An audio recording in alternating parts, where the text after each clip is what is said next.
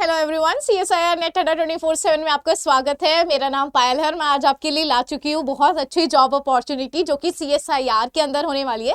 तो CSIR recruitment 2025 के अंदर आपके मल्टीपल साइंटिस्ट पोजीशंस निकाल दी है, वेदर वो साइंटिस्ट हो, सीनियर साइंटिस्ट हो या फिर प्रिंसिपल साइंटिस्ट के बारे में हम बात करने वाले हैं। चलिए आगे बढ़ते हैं। और गाइस, आगे बढ़ने से पहले ये मेरा टेलीग्राम चैनल है, आप इसको सिंपली स्कैन करके ज्वाइन कर सकते हैं। यहाँ पे आपकी जो भी जॉब अपॉर्चुनिटीज होती है, वेदर आप फ्रेशर्स है या फिर आप एक्सपीरियंस कैंडिडेट है, आपको सब कुछ जो मैं यहाँ पे पोस्ट नहीं भी कर पाती तो आपको यहाँ पर जितनी भी पोस्ट हैं वो आपको देखने को मिल जाएंगी। चलिए गाइस, आगे बढ़ते हैं और देखते हैं किसकी तरफ से ये निकाली गई है। तो ये IITR यानी कि Indian institute of toxicology research जो है उसके थ्रू ये CSIR के अंडर निकाली गई है, यानी कि CSIR IITR के द्वारा ये पोजीशन निकाली गई है। तो गाइज, इसका जो एप्लीकेशन फॉर्म है वो 1 अगस्त से स्टार्ट हो जाएगा। यहाँ पे ऑनलाइन रजिस्ट्रेशन आप आखिरी डेट जो होने वाली है वो 31 अगस्त होने वाली है। और आपको जो भी एप्लीकेशन फॉर्म्स हैं वो सब कुछ कब सबमिट कर देना है, आपको 5 सितंबर तक आपको सारी डॉक्यूमेंट जो भी है एप्लीकेशन को कंप्लीटली फिल करके सबमिट कर देना है। चलिए गाइस, हम बात करते हैं, इसके ओवरव्यू देख लेते हैं। तो यहाँ पे साइंटिस्ट, सीनियर साइंटिस्ट और प्रिंसिपल साइंटिस्ट की टोटल 18 पोजीशंस निकाल दी गई है। 1 अगस्त से स्टार्ट हो गया है। 31 अगस्त हमारे पास रजिस्टर करने के लिए आखिरी दिन है और आपको अपनी सारे डॉक्यूमेंट्स वगैरह जो सबमिट करने हैं ऑनलाइन ही, वो आपको 5 सितंबर होने वाले हैं। नेशनल लेवल का आपका एग्जाम होने वाला है, शॉर्ट लिस्टिंग होने वाली है, फिर इंटरव्यू है, डॉक्यूमेंट वेरिफिकेशन है। और सिंपली गाइस, सभी का डिमांड आता है कि आप लिंक बता दीजिए, तो मैं आपको लिंक भी बता देती हूँ, IITR.res.in IITR.res.in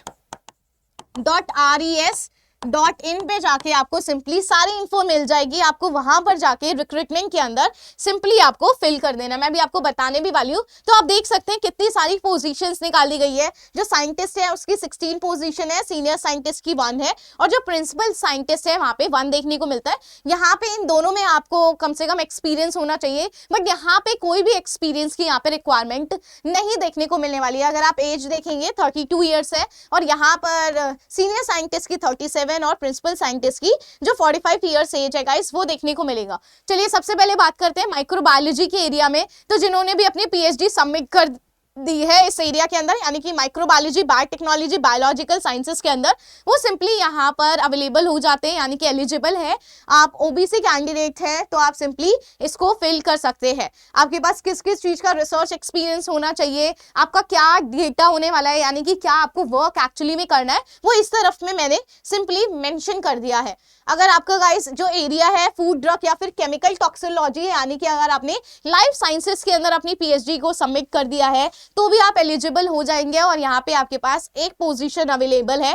फिर हमारे पास सिंपली अगर आप मीडिया या फिर पब्लिक आउटरीच है, यानी कि केमिकल साइंसेस, लाइफ साइंसेस के अंदर आपने अपनी PhD सबमिट कर दी है, तो आप यहाँ पे देख सकते हैं आपको अगर इस तरीके का रिसर्च एक्सपीरियंस है तो आप यहाँ पे एलिजिबल हो जाते हैं फिल करने के लिए और आपको इजीली शॉर्टलिस्ट भी कर लिया जाएगा। चलिए बात करते हैं मॉलिक्यूलर एंड टॉक्सिकोलॉजी के बारे में। तो यहाँ पर आपके पास PhD होनी चाहिए सेम लाइफ साइंसेस के अंदर, मॉलिक्यूलर बायोलॉजी के अंदर, तो आप इसको भी सिंपली फिल कर सकते हैं।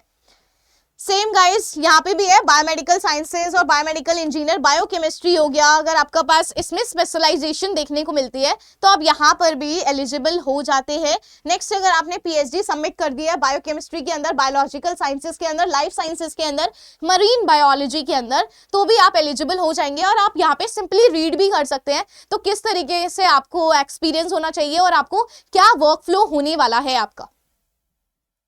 चलिए गाइस, एप्लीकेशन कैसे करना है, यानी कि आपको अप्लाई किस तरीके से करना है, तो मैंने यहाँ पे मार्क भी कर दिया है। www.itr.res.in पे जाना है, अपने आपको रजिस्टर करना है अपने मोबाइल नंबर से और वैलिड ईमेल ID के थ्रू आप रजिस्टर कर लेंगे। आप फी पे करेंगे और साथ ही साथ अपना एप्लीकेशन जो फॉर्म है उसको सबमिट करेंगे। फ्यूचर रेफरेंस के लिए आप उसको कहीं पे भी ऐसे स्टोर करके रख लेंगे, सेव करके। चलिए हम सिलेक्शन प्रोसीजर की बात कर लेते हैं। तो कैंडिडेट को सिलेक्ट किया जाएगा, वो डिपेंड करता है किस तरीके से कैंडिडेट है। अगर ज्यादा कैंडिडेट्स होंगे गाइस तो यहाँ पे एग्जाम कंडक्ट करवाया जाएगा, अदरवाइज यहाँ पे सिंपली शॉर्टलिस्ट कर लिया जाएगा उनके एक्सपीरियंस के बेसिस पे, उनकी क्वालिफिकेशन के बेसिस पे।